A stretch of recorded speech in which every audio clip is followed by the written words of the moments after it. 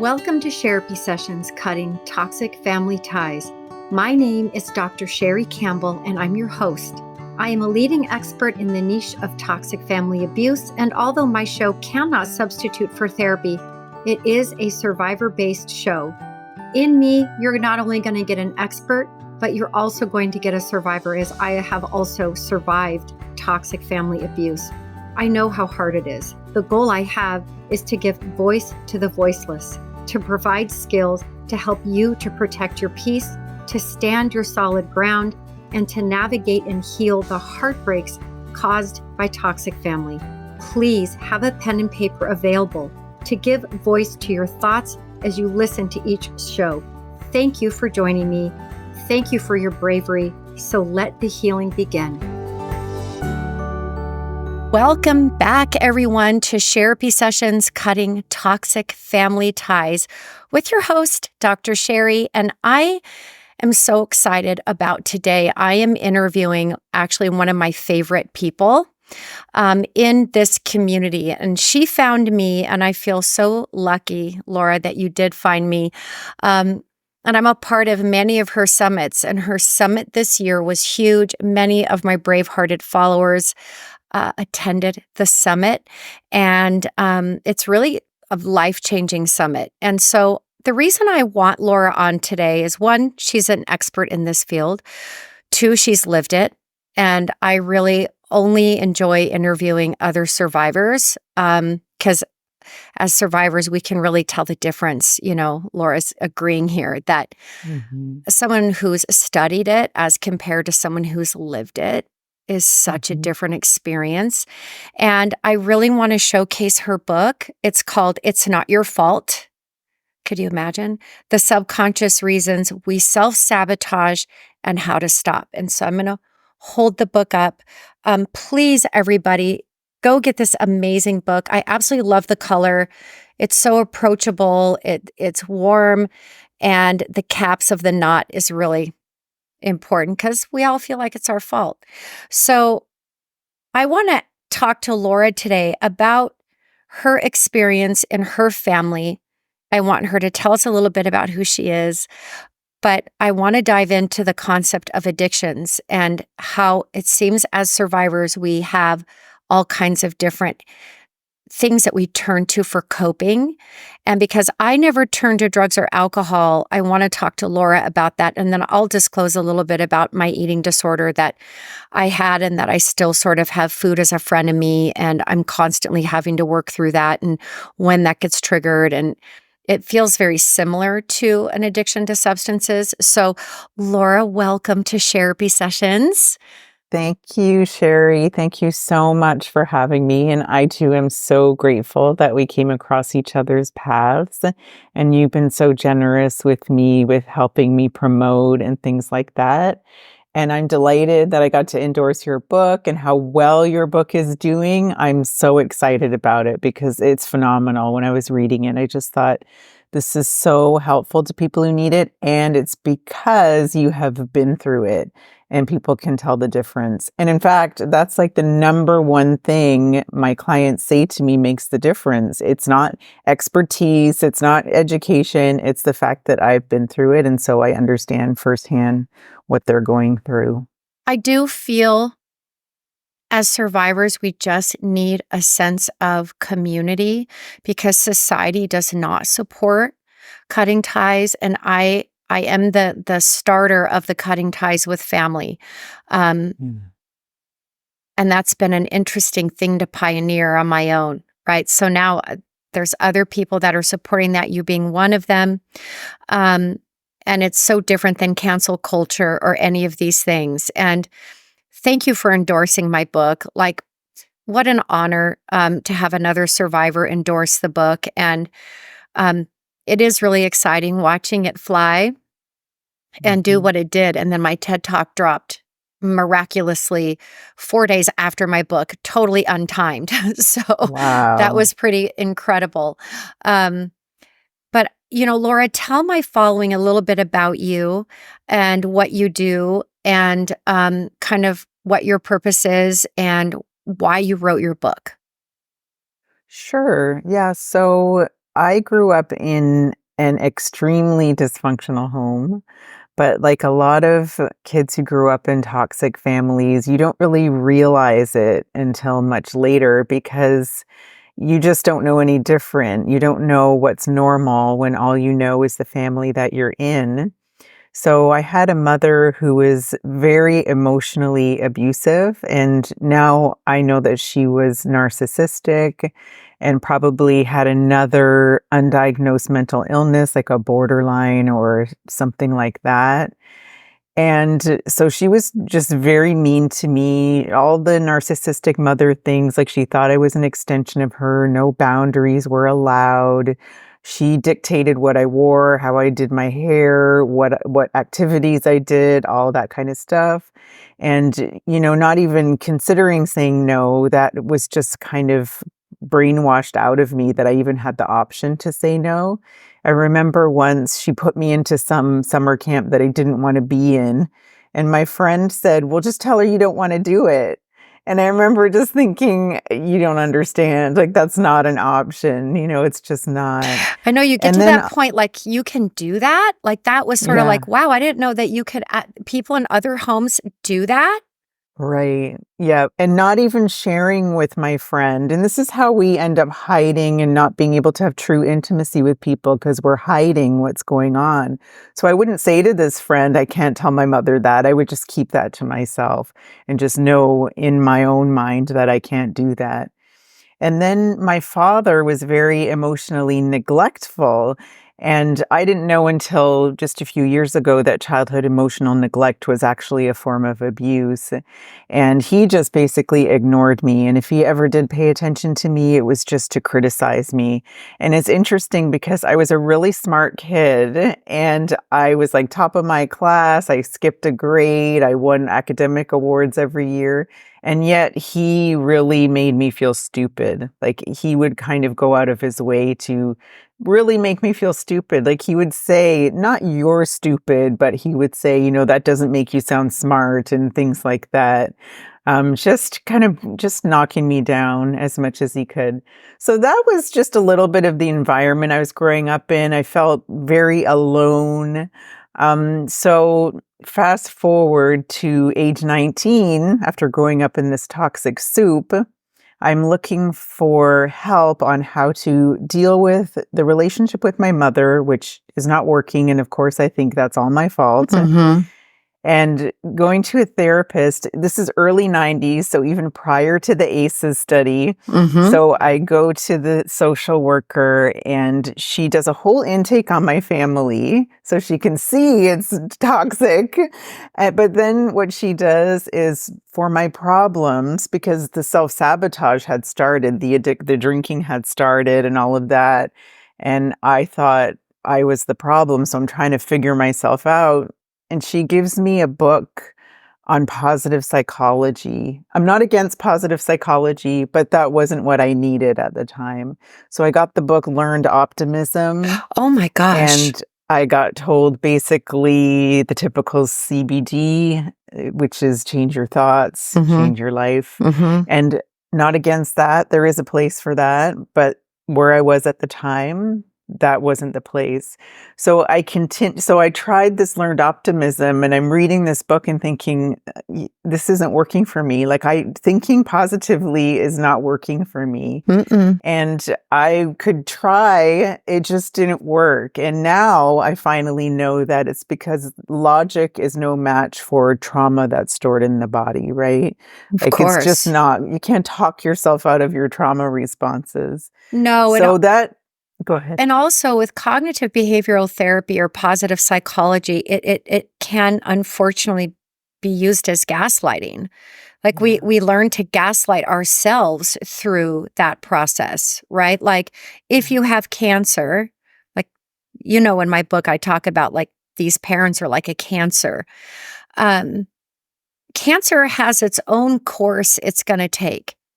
If you get into this, I'm going to think positive and it's going to heal my cancer, and then it doesn't, then you fault yourself because you had a day of thinking negative during your cancer journey. Like it's the same emotional thing here. except cancer is far more acceptable to society than abusive parents. And so they can't be bad. It's you must change your thinking. And you're right. Yes. No amount of logic is going to go in and erase what happens to the body when there's trauma. And so you Yeah. really weren't treated. You were, in my opinion, totally dismissed, even by the world of mental health. Yeah, and gaslighting might be a good way to put it too. Even though it was well-intentioned, Sure. I would call it a form of gaslighting. Yeah. And so I continued on this journey of therapy, believing that was the way to get better. And I know I've talked to a lot of people, I think yourself included, that got good therapy, Hmm. and it was really the beginning of their journey back to themselves and all of that. I didn't. It took me decades to find someone who could actually speak to what I was actually going through. And so I just went like from expert to expert trying to get help. And they would tell me, instead of seeing what my mother really was, it's so obvious when I tell you the stories. They would say, you must have a relationship with your mother. You will always regret not having a relationship with your parents. And Dr. Sherry, what I really regret is not cutting that off 10 years earlier, you Oh, know? girl, you are preaching to the choir. My first therapist at 16, she did see me, but Mhm. I didn't have a choice but to still have a relationship with my mother because I was living with her. And back in my day, there was not really the labels. They were there. They were in the statistical manual of diagnostic behaviors, but people didn't just say your mom is narcissistic, your mom's borderline, your mom's histrionic, your mom's dependent, and she's passive aggressive. She's got a little bit of APD. Like no one really said that. It's like you're not the problem, but your badness is a symptom of all the trauma, and I can't change your trauma, so we have to change you back to good. But I did at least feel seen by her, and then I went through, like you did, probably 7, 8 therapists over the years. One called me too sensitive once, literally called me too sensitive, and I was like, "You shouldn't have a license." Right. First of all, under no circumstances should you ever tell any human being, especially if you are a licensed clinical psychologist, that they are too sensitive.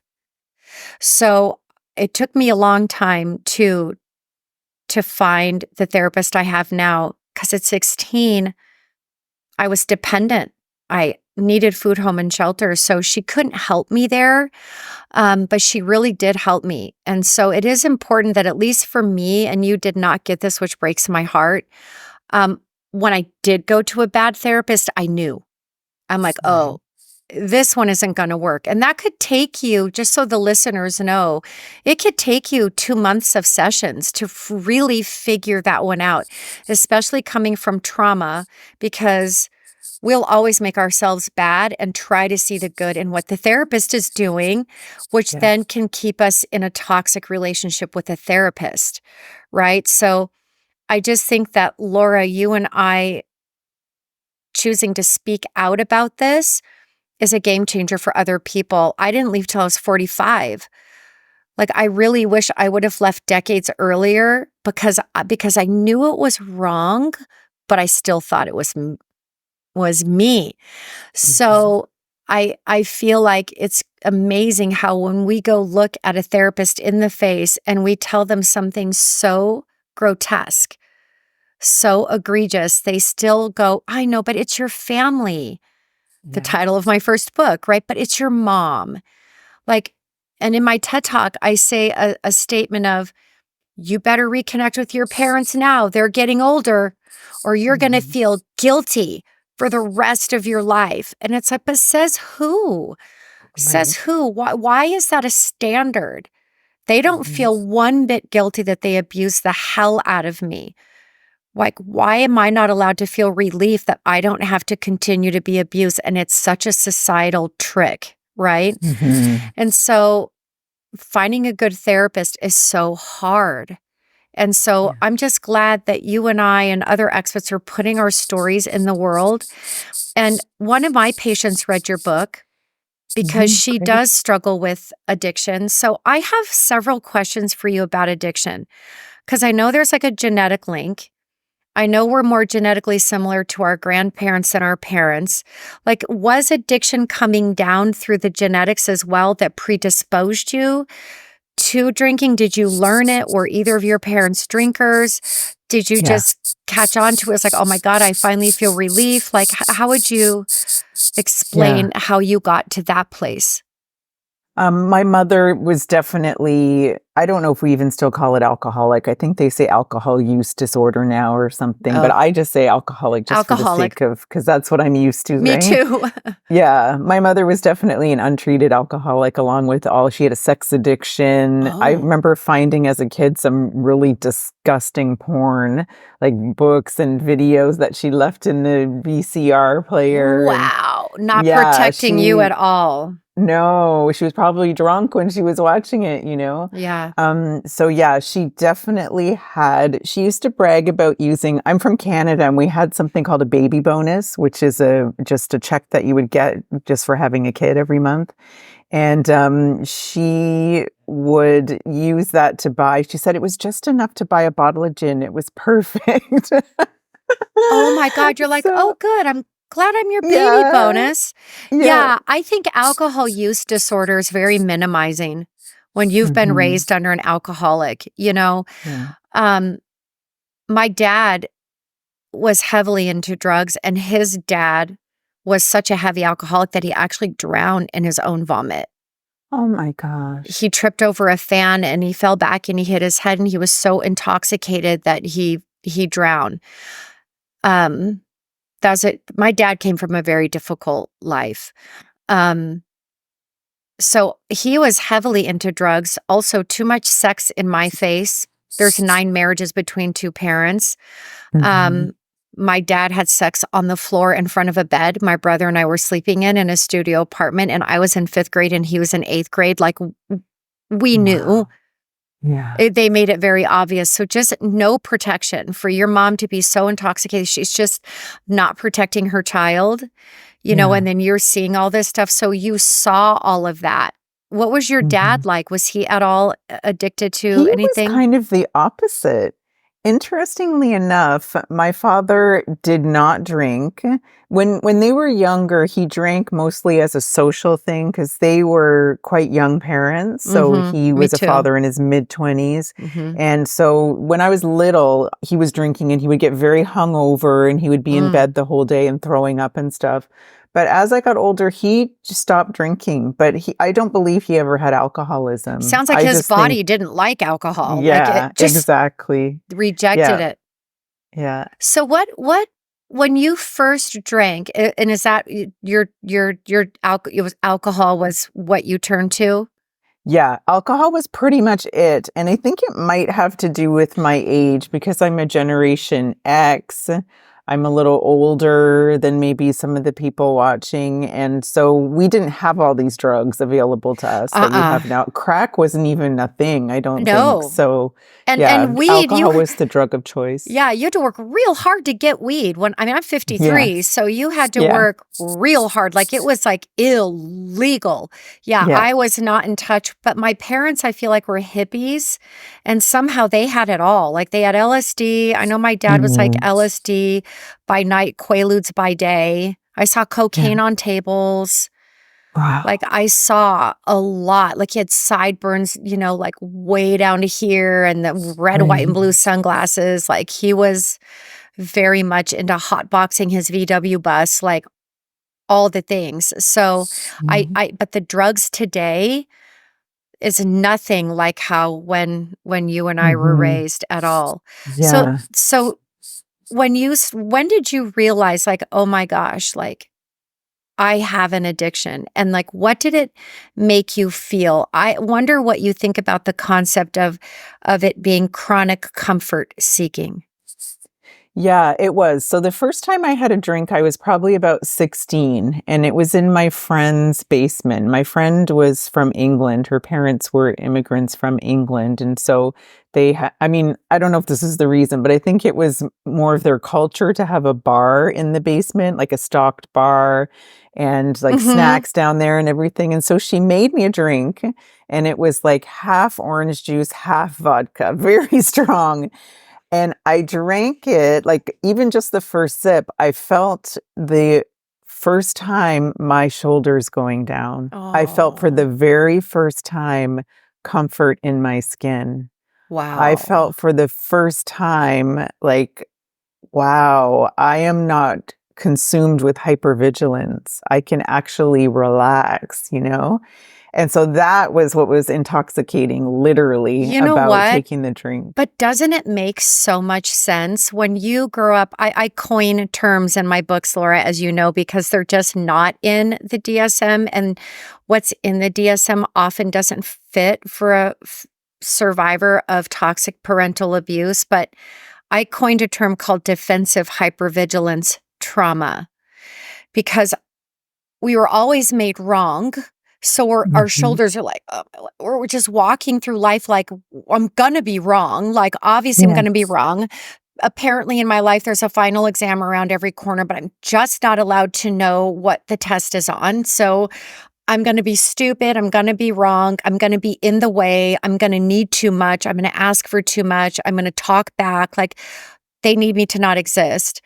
And so we get like this guardedness against the world. And it makes so much sense to me when you say that, like the first time I had alcohol, um, I'm so afraid to vomit that I just get afraid of anything that will make me vomit. I'm very emetophobic. So, but I had peppermint schnapps in hot cocoa.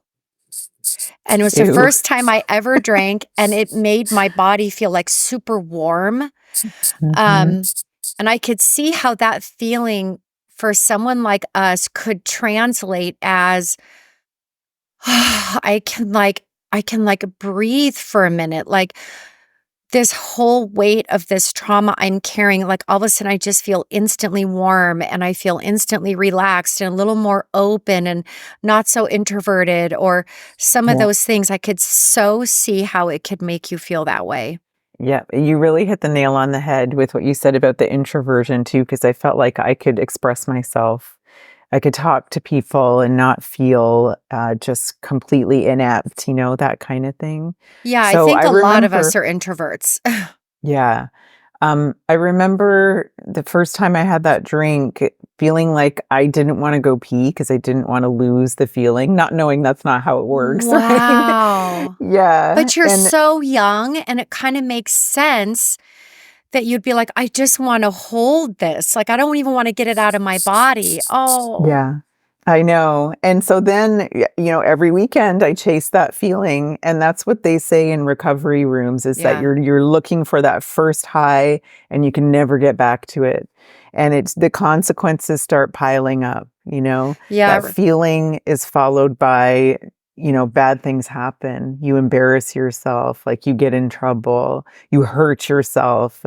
Whatever happens, it just doesn't stop you. The consequences don't stop you, and you just go No. back to that short-term fix that gets you out of the pain that you're living with all the time, As right? a resident, I worked at the Salvation Army as like a senior supervising therapist over master's degree students because I was in my doctorate. And Salvation Army takes addicts from anywhere, out of prison, off the streets, from good families. And it is really a great program. But and I worked on the men's side. The women's side had just been built, but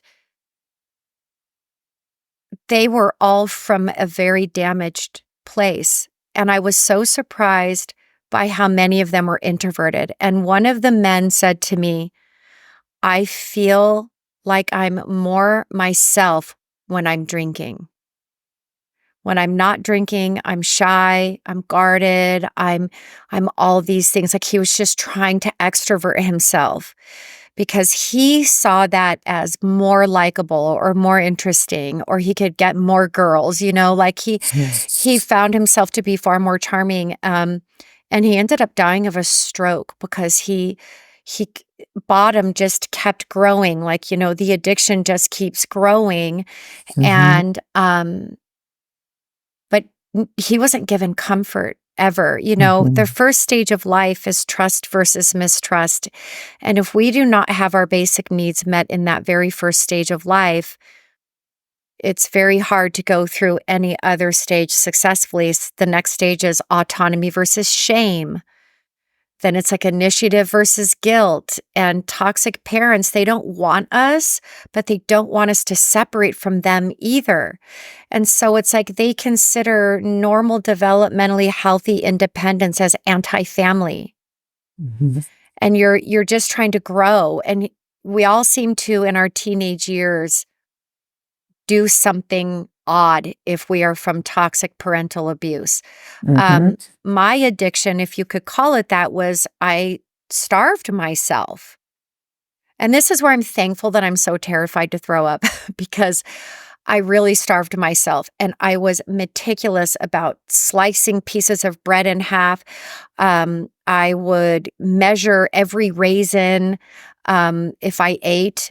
It ended up getting so bad that I lived on a jar of honey every week. And then my body was craving the sugar and then it would crave salt. And then I would go get potato chips from the store and I'd lick them and I'd throw the food away. And then to hide it from my mom, I would take my food out in napkins and put it in my lap. But I do remember thinking weird thoughts like, I am juking her. Like she doesn't even know I'm not eating. And I was so dissociated because I was so starved that I didn't even feel connected to my body. And that dissociation is what it felt like when you described your first drink of alcohol. Yeah. I hated being in my body. I hated it because I had to be around her. Or I had to be around my dad when an overweight woman would walk by and he'd go, "Look at that fat hog," Mhm. literally.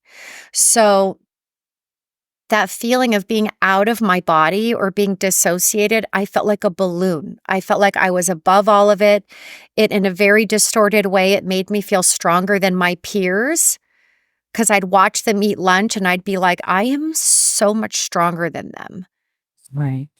And it saved my life in the sense that my worth, which is there was none clearly, but my idea of my worth now became dictated by my control. I was either a good girl and I ate 0 fat grams, or I was a bad girl and I ate too many fat grams. I would count crackers. Like it was insane, but it organized my life in some strange way, but it destroyed my Mhm. body.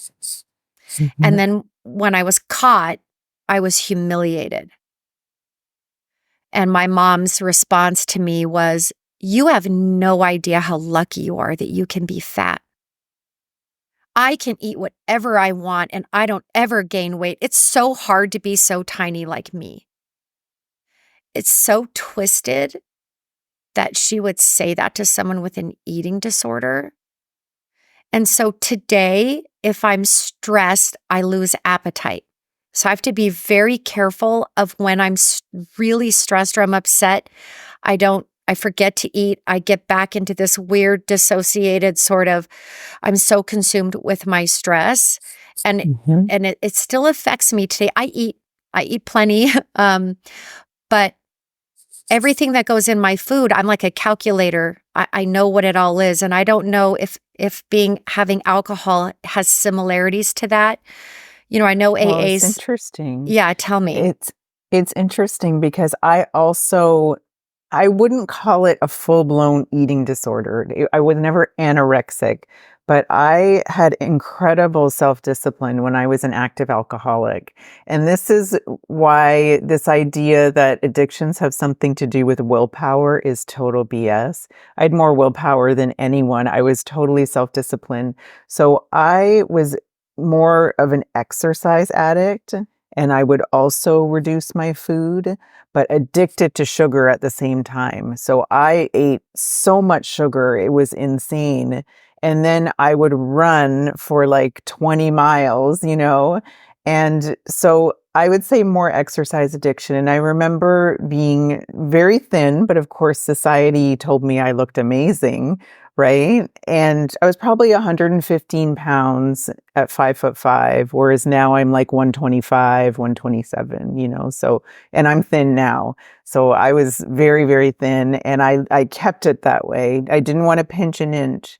And I remember one of the things that happened when I got into recovery, because these addictions were comorbid, right? Did When you I at got into all reduce food so that you could take in the calories of the alcohol and not gain weight? Because I had a female addict that did that type of thing. Not consciously, but I Okay. remember I would definitely use alcohol instead of food. Like Food. I wouldn't eat and I would drink instead, kind of thing, Yeah. I Yeah. purged through exercise because I'm so afraid to vomit. Right. And you know what's interesting, Dr. Sherry, is I used to vomit all the time when I drank. Like throwing up was a normal occurrence for me. Since I gave up alcohol, let's touch wood when I say this, since I gave up alcohol in 2010, I have not vomited once. Oh my God. I didn't vomit for Yeah. 25 years. And my daughter went to Great Wolf Lodge and came back with norovirus. And I was crying and shaking. And my 18-year-old's like, oh my God, Mom, like you're such a baby. But I actually Oh my gosh. I had a very traumatizing experience with vomit. It didn't come out of nowhere. I had gotten either a flu or food poisoning, and I was vomiting so violently that I was also aspirating it into my lungs, and I Oh did feel no. like I was going to die, and I was only in third grade. Oh So no. they took me to a hospital actually, and they packed me in ice. I had a very high fever, and they put something in my veins and something up my to make me stop. Another region. Yeah. Another region down south to make me stop vomiting. And it was just, I think it just imprinted my brain. So like Yeah. I never did, but if I ate food, I would immediately feel fat. And then Yes. that made me feel icky. So you were 115, I got down to 82. Yeah. See, I was not anything like that. And Yeah. I would count my bones and I would do all of this stuff, but I don't ever encourage this as like a solution. But at that time, I think if I didn't have something that controlled my emotions the way that the food did, I like projected out onto food certain things. I don't know. I don't know that I would have made it through that time of my life. Like, Mhm. I think addictions have their purpose. We want to heal from them, but it's like, Yeah. what if you didn't have the alcohol? And I'm not condoning it, but just trying to look at it from Mhm. a different, more rebellious phase. Like, you needed relief to survive. Yeah. You know, Exactly. many of us, have very dark thoughts as we're going in those years. And then in the teenage years, I was 16, you were 16. Mhm. We have the prefrontal cortex is shut down developmentally. That's rational thought. And then we have increased dopamine, which is I'm invincible. We can do things from 15 to 21. I could never be anorexic today. I would never have that kind of self-control today. Right? But in some way, I always try to find what's the gift for a very bad thing that took my body 7 years to recover from, literally 7 years to recover from the damage of being that thin. Um, I don't know what would have gotten me through. I needed to be out of my body that was just in such constant stress. And it took me right out of my body. Like, I'm not talking about I'm having an outer body experience. I'm saying I felt just numbed out to things. I felt like Yeah. I was so zoned in on food that I didn't have to think about my mom, all the cut downs, whereas you were getting Reality's too too painful when you painful. grow up in a home like that, when you have parents who treat you like that. You're getting It's the good same grades. thing. I'm getting horrible grades. Right. I didn't give a fuck. Yeah. I was Yeah. like, you don't care about me? I don't care about me, but I'm going to be Yeah. thin. So it's just kind of remarkable that I got through that time. And I feel like, Laura, if you look back, can you see that obviously you don't want to be an addict. I'm not condoning, but can you see that in some way it kind of helped you? Yeah, I think it did give me that much needed relief that you talk about because the body was in such a state of hijack. And it's an example of how our childhood strategies for coping that can actually maybe they don't work well, but they do keep us alive and all of that stuff, you know? And then as we get older, they become very maladaptive. And that's what happened with my drinking. Something that gave me some relief, albeit with a lot of consequences when I was younger. As I got older, as I had children, you Mhm, know, then mhm, it became extremely maladaptive. mhm. And there were guardrails that kind of mitigated my addiction. So I wasn't always in active addiction. It was something that kind of came and went through my life, depending on how much Change, emotional stress. pain I was in. Yeah. So with my first daughter, I actually was in a pretty good place when she came along, and I really, you know, enjoyed the time with her as a new mom and all of that stuff. So I barely drank at all. I didn't drink during my pregnancies. I think that the morning sickness helped with that, you know.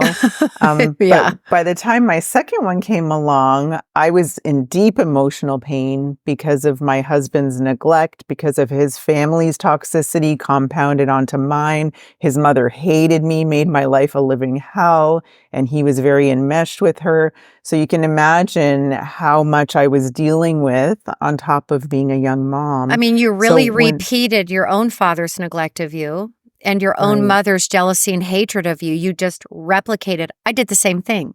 Yes. Go ahead. So you have it coming from both sides. It's Yeah. intolerable. It becomes Oh, intolerable. yeah. So by the time my second one came along, I went back into the addiction, and she did not get the bonding that my first one got, which is very unfair, but that's the way it played out.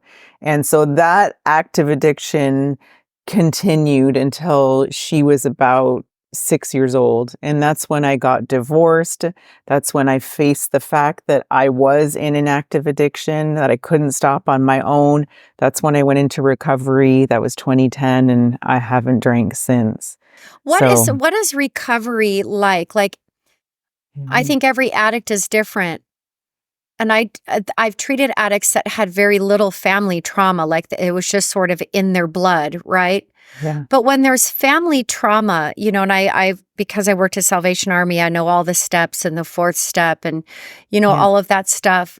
But I did read a book um, called A Million Little Pieces, and I read it years ago. Yeah. I know it.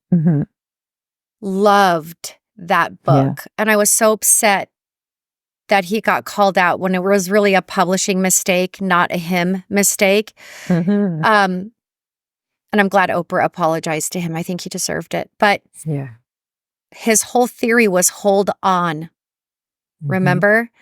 Um, and some guy tattooed hold on to his arms where he would inject heroin because his whole philosophy was if you can just hold on to the moment where you're emotionally unregulated and just not do your thing, you know, then Yes. you can be around alcohol. You don't have to be a sober or a normie or a recoverer. Like he didn't like that. He freed himself from that. And I've worked in both, and I think they both work, but we never learned to hold on to ourselves as children in toxic families because no one held on to us. We never had the trust. We had the mistrust. And that's pre-verbal and precognitive. It's not pre-feeling. And so it's really hard to emotionally regulate when you never had a home base. You never had that warm, safe space where your mother actually created this space to have you held in the world and loved through the world in that space, right? So Mhm. when you're recovering, how much did your family dynamics come up as like, oh my God, like, Yeah. yes, yes. What, like, tell us about that. Unfortunately, in the 12-step program, it doesn't come up a lot. And I that's one know. of my issues with the 12-step program. I'm incredibly grateful to it because at the Mhm. time, I just needed that to get out of the almost the grave that I was in, just to pull myself out of that addiction. I just needed to be told what to do and do it, that kind of thing. Yeah, it is But very organized, but it's very self-blaming. yes, it's And very when and self-blaming. I don't Yeah. love that about, and I think that's why No. I loved that other guy's book, A Million Little Pieces, because Mhm. it wasn't so self-blaming. It was more like, because he hated his family. See, I think that's his mom drove him to fury. I think that's why I related. So I'm loving that you're saying that, Laura, because this isn't about bashing any one program. Like, they all have their place. But I think that we need to grow from Yeah. more than just AA and look at, like, not just how did you mess everything up in your life, because you've already been told that your entire life, which kind of drove you there. I found that so ironic.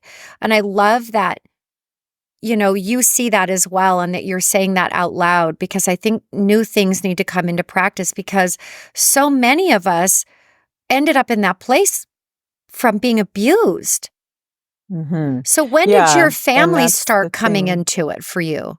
Well, I was very active in the 12-step program for a year, and I needed to be. And in my opinion, when that program was developed back in the 30s, I don't think it was meant to be your entire life. I think you were meant to go through those steps and then get on with your life, but I people, agree. they want to stay in that for the rest of their lives, keep calling themselves alcoholics, and that's Yes. not what I wanted to do. So as a very growth-oriented person, I was ready to move on to the next, what's next after this. And so I did a year full on, and then the second year I kind of hung out in the rooms, but wasn't really devoted to it.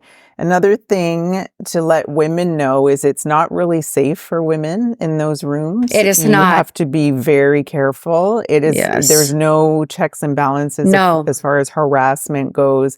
If you're a pretty woman in those rooms, you watch your back, you stay with the women, get your boundaries up, don't talk to men. And the good men won't talk to you. Like, I noticed in It's those so rooms, the true. good men wouldn't talk to me, and Mm-mm. that's how it should be, Well, when I worked at so Salvation Army, they don't mix. It's all men on one side, all women on another. For my Mhm. PhD, I had to go attend those meetings. No one Yeah, warned me about that, and yeah, I didn't feel safe. Another yeah, thing is that I want to curtail on something you said is, there was a guy there 30 years sober, and he's like, "Hi, I'm Dave." I don't know if that's his name, but I'm an alcoholic. And, like, spiritually, I think I am is, like, the most important statement we can make in this world. And so yes, I love that you are saying there is life outside of AA and beyond AA for those people who are interested in that type of search. yeah, How did you exactly. find your way through, and how did it bring you to your family trauma? Well, so I needed to go through that. One of the tenets of the 12-step program is you have to be completely honest with yourself, and I had never done that. Not even literally in my diaries would I be totally honest with myself. I was so covered in shame and Mhm. lies and hiding and all of that stuff. So that was a huge gift to me, to learn how to be really honest with myself, to get some humility, all of that stuff. Because even though I had self-loathing and low self-worth, I didn't have humility. Humility is Mhm. different. It is. Humility comes from kind of a higher sense of self, right? Yeah, it's more S grown. Yes, Yeah. and so I gained those things, very grateful for those, and then moved on, and as I moved on, I started to understand how my family played into it, and it was just because my mind had been cleared. My mind had been cleared of the alcohol, so I was no longer just treading water. I was actually, like, starting to thrive and starting to notice the absolute ridiculousness that was going on in my family, and how I was expected to tolerate things that were Mhm. just complete nonsense, Mhm. like, That they're makes so much ridiculous. sense. It makes so much sense because whether it's an eating disorder or alcohol, it does fog you out. You get divorced from reality, like you had said, it's too painful. Yeah. But at some point we have to drop back in, right? And I think, like, just the clarity that you have and what it did to allow you to fully heal and look at I've got to fix the core of myself if I'm ever really going to be healed for a long-term, never go back to addiction. Instead of like just basing it all on willpower, I think that's why there's so much relapse is because, first of all, it's a $30 billion program is Relapse. Yes. They kind of need you or expect you to fail. $30 Mhm. billion program is Relapse. Yeah. And then there's this, well, relapse is a part of recovery. Well, yes, if it's only based on willpower. Mhm. I think when we can or we find the courage or the humility to be honest with ourselves about our parents, about other siblings we may have had, about whatever took us so low that we had to escape reality, is where long-term healing occurs, where Yeah. you can literally not even worry about sober or not sober, relapse. It's like not even a thing anymore because you recognize like, I need to do the basement work. I need to go in and I really need to unpack the stuff that's in my basement. I need to move out everything that's not mine. I Mhm. need to put my Mhm. core wounds together and just know myself. Yeah. And that's what I love about your journey is Mhm. that there'd be no fear of addiction for you because you know what's in every drawer of your damn basement. You Yeah. know what you know your emotional location. You don't lose track of it anymore. You're not being poisoned by the parents. You no longer need the substance. Now you can fall into this human being that you are with knowledge and Yeah. self-trust, right? And it feels like that is where you are. And it's so, Laura, it's so inspiring knowing Ooh, that less than 1% of people recover I because know. because this work that you did in this book is so scary to people to admit that their parents were abusive is so scary to people because they're probably still connected and feel the need. They weren't ever allowed to separate and individuate. Mhm. And we have to, but it keeps them drinking. It keeps them addicted. It keeps them stuck to the poison that they have to Mhm. escape from. You Yeah. escaped. Mhm. How did you do that? We have 15 minutes. We must have went so fast. Yeah, I know. How would you say that you escaped and what advice would you give anybody Mhm. who's in your position to on getting out of the family or setting boundaries or getting sober? What are your Yeah. key things that you want us to know? I would say one of the controversial things about the 12-step program is the leaning on a higher power, the God part. And I have to be honest and say that was a big part of it for me. Mhm. Learning to lean on something bigger than me, learning to surrender, because I was raised in an atheist home. So like my Mm. parents were God, you know? Oh, yeah. And so learning to meet the real God and my version of the real God and to surrender to that, to learn the meaning of surrender, to learn that it's not all up to me. I don't have control over everything. That was a really big part of it. Another part of it was community. So if I wanted a drink, I remember the first time after I got sober when I really wanted a drink. And I was lucky to be living in Ontario, Canada, because the booze is not available all the time. Oh, It was only wow. available in certain government-run shops until 10 o'clock at night. And so like around 9, I got the craving and I called someone in the program who I knew was a chatty Cathy. And I said, she'll just talk for an hour. I know she will. And so I called her and she just talked. And at 11 o'clock, I'm like, it's closed. I'm safe. And I put the phone down. And so I did have these guardrails around me, even with where I was born, that kind of, kept me in check Yeah. sometimes. And Amazing. yeah, and then having the children, you look Yes. at the children and you say like, I don't want to keep doing what I've been doing. I'm going to give them something better. Yeah. So I had things in my own life that really helped me with that. And it wasn't willpower. It was never willpower. It was about like what you said earlier, the hold on thing, the checking your emotions. What am I feeling that's making me want to have a drink and deal with that instead? And that still is the thing. And that's what I've told my children too. that, if you feel like you want to drink, like, or why, like, what's going on? Hmm. Often it's just that you're not dealing with an emotion that needs to be Yeah, processed. I always say that our emotions are like children that need the soothing and the nurturing that we didn't get. And I always feel like my more reactive emotions are my inner child, just looking for some kind of safe space or soothing. And it's taken a lot of work on my end to kind of develop the three strong aspects of myself. And I write about it in the book, as you read. There's little Sherry, present day, and future Sherry. And we have conference calls, because there's Oh, times that sweet. little Sherry just is upset. And I can sense that I'm having a hard time regulating my emotional state or whatever's going on because there's some sort of a trigger. But I really get into a journal. I never in my life had the intention to write a book ever. It was never an intent. In fact, a patient was a songwriter and he's like, songs are not hard to write. And I give my patients a lot of homework. And so he's like, I'm giving you homework today. And I'm like, okay, we're going to be collaborative. So my very first book ended up being all poetry, and I'd never written poetry in my life. Wow. And that is a self-published book. But one of the key things that helps me heal or really understand my emotional location is actually writing with my hands, not typing, but really getting with paper and pen. And why am I so upset?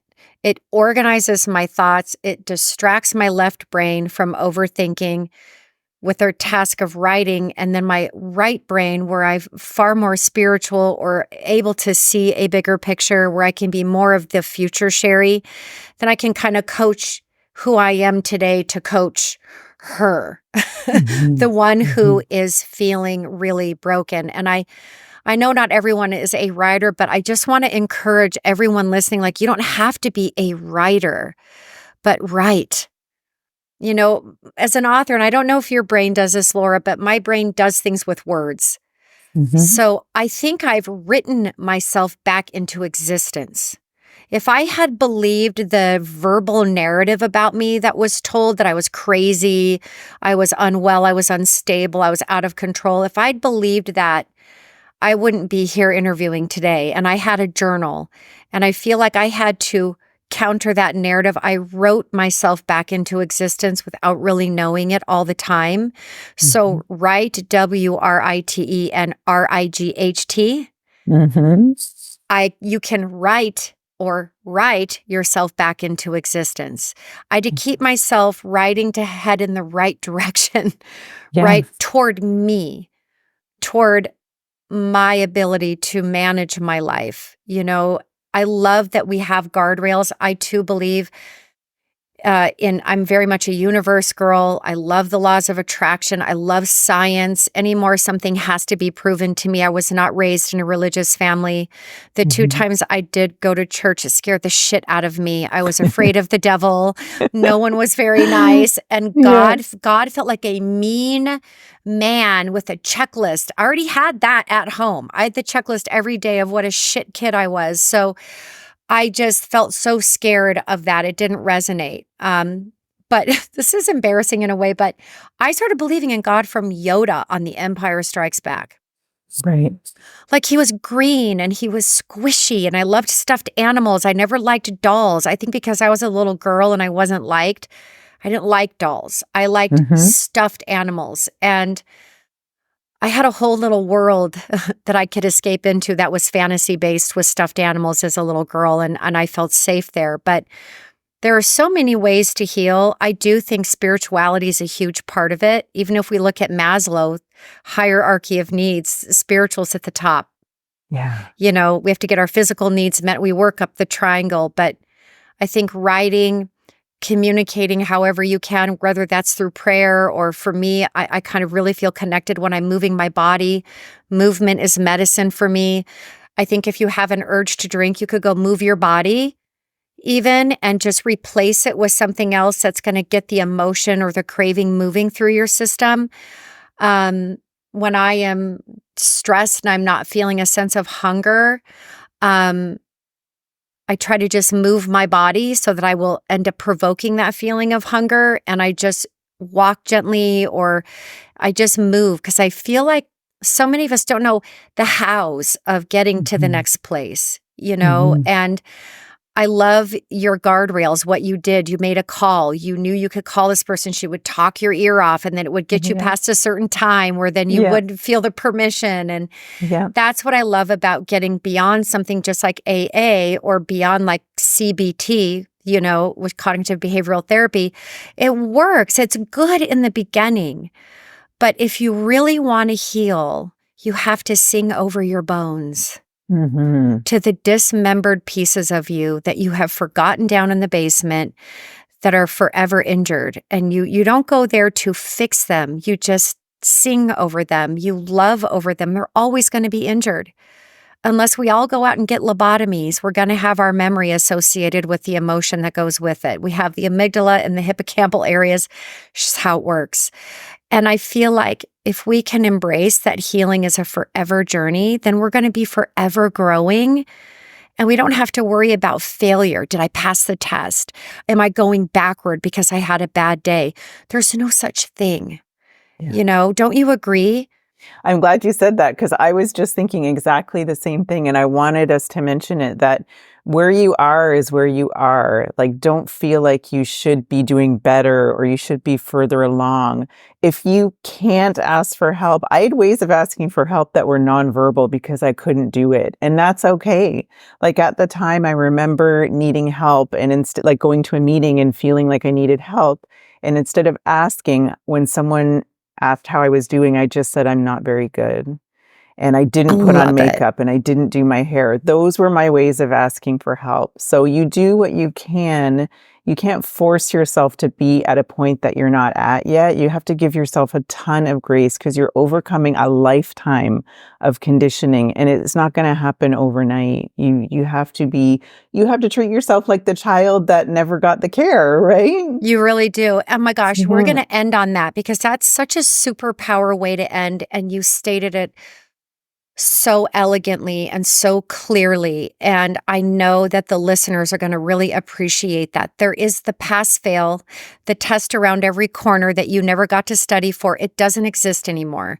It's more round healing than linear. I think is what I'm taking from what you're saying. It's also how I believe. I'm not looking for it to be linear. There's no start. There's a start, but there's really no finish. There's only growth. I Yeah. feel like the more we heal, the more we grow. And if we go backward, then we need more growth. And looking at growth is a really positive, beautiful, self-actualizing thing. Growth for me makes me articulate. And I feel like to be articulate is a superpower because it is about being clear about yourself. Then you can really authentically represent yourself in the world. And you know your no's and you know your yeses with more clarity. And then also if you don't know, you don't know. And you can say, I don't know. I really need to think about that. But to get out of self-judgment in your healing process, remember your parents aren't judging this one, right? It's like they're not in your life anymore. They're not in the seat. I mean, they're probably judging you from the sidelines, throwing tomatoes at you because I get Mhm. those too. But your process is private. And I think that things that are quiet are very powerful. And, you know, Laura, just there's so many things that I love about you. But if I could say that there's just this one thing about you that just stands out to me, is just how poised and elegant you are. And Okay. your energy really exudes that. And that is a testament to how much you've healed. And so when people watch this, they're going to see you and they're going to see what I see. And it's inspiring, you know, to see such beautiful qualities in somebody who came from something so hard. And I just really appreciate you coming on my show. And you guys, please, it's not your fault. It's just so true. Please go get her book. And then my book's out too. This girl, she's Yay. here. She's out in the world. Laura endorsed it. And we'll put all these in the links. And anytime you see a summit from Laura, please join these summits. She is a superhero Wonder Woman, and the team of speakers that she gathers are just unbelievable. And I am so honored every time I get asked to join. I will join for the rest of my life if she will have me. And this is a community. Laura and I really adore each other, and we work together. We don't have to compete. There's no competition. There's just healing together, and we do need each other. We're all used to being very isolated and healing alone and healing lonely, and we don't need to do that anymore. And that is why we have people like Laura on my show. So, my brave hearts, thank you so much for joining Laura and I today. We love you. We wish you well, and we will talk to you in a couple of weeks. Well, brave hearts, that concludes our amazing therapy session for the day.